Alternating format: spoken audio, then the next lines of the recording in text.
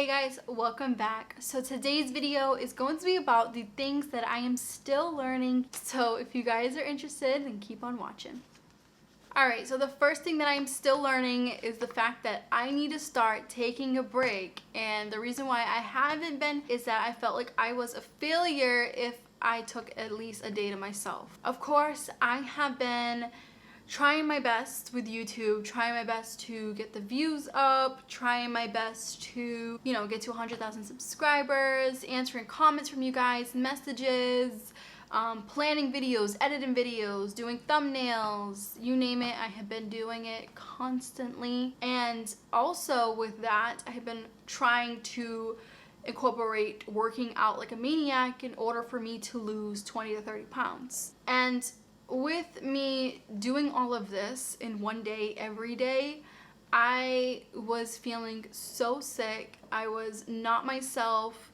I was in front of this desk a couple weeks ago and I felt like I was going to either pass out or throw up. V came over and he's like, you've been non-stop, like every day. You've been at that desk for 12 hours each day.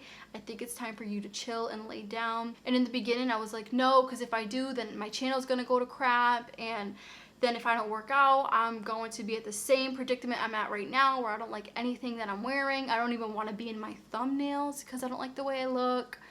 And I just kept thinking of like me failing if I let go for one day. And he was right, I was wrong.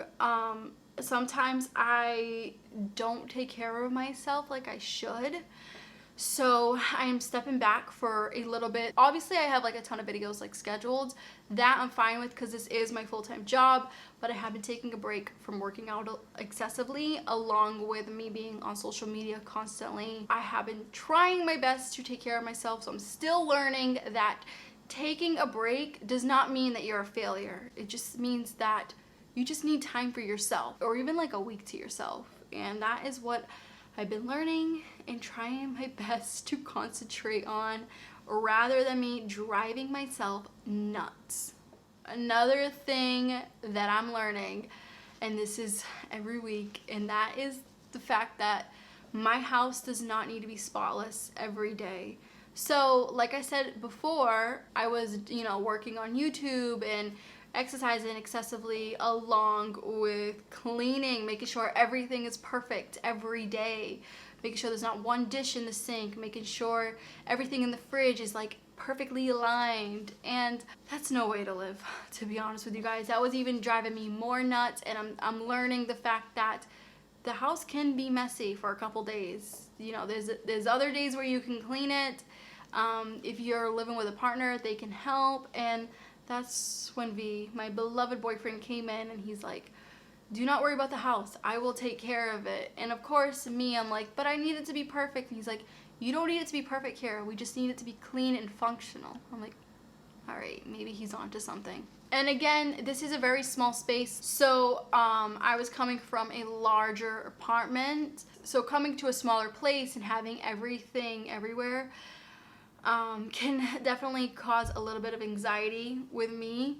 I am a huge neat freak. I think it's just like another form of anxiety I have, but I'm learning to control it. I'm learning that things do not have to be neat all the time. And of course, we will have kids one day, and that whole neatness, like perfectly neat, like pristine, will be out the window. So I guess I am preparing myself. No, I'm not pregnant. I am preparing myself. The fact that my neatness and me thinking that the house needs to be perfect is not gonna happen. It's unpredictable. I mean, I could definitely see if you live alone, but again, this will drive anybody crazy. And I was like this at my old place too. I would leave work and instead of filming a video, I would constantly clean, like even cleaning the windowsills. Like, who does that?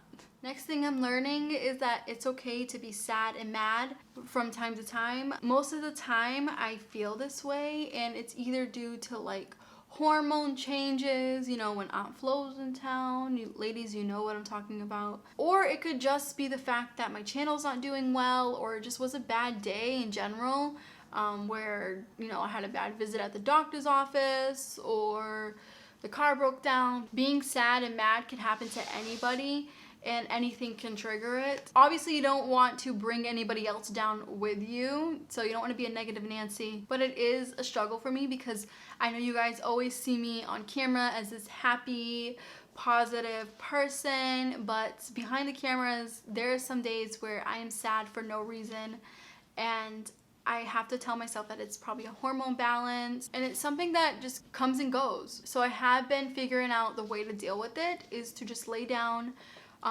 do my favorite things like listen to music, go for a walk, lay in bed, take a nap. You know, just do something that I really love to do that can kind of like boost me back up to being semi-happy. I'm not going to go back to being completely happy. Again, learning that it's okay to feel that way and it will go away over time. Next thing that I'm learning, and this has been a little hard for me lately, but let me explain. This is the fact that saving a huge chunk of money each month is sometimes not possible. For instance, I always like to save at least 60 to 70% of my income after paying bills and put that straight into savings because I am saving up for a house.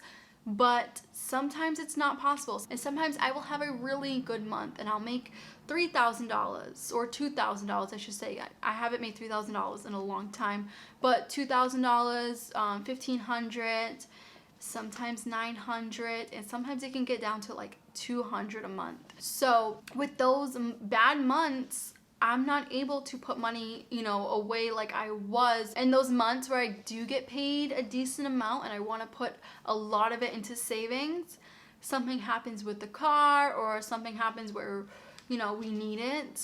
And I just get really upset, like, all right, I want to be able to save this amount of money each month and I'm not able to. And I need to realize the fact that things happen and money isn't always to be saved. I know that's so hard for me to even say, but a wise person once told me in order to make money, you have to spend money, and that is so freaking true. And the last thing that I am still learning and probably will forever be learning is the fact that I need more patience. And this comes in handy with everything in my life. Whether it's for me looking for a house, me trying to get to 100,000 subscribers, wanting a cat, you know, wanting to be happier, wanting to, you know, be a lot fitter.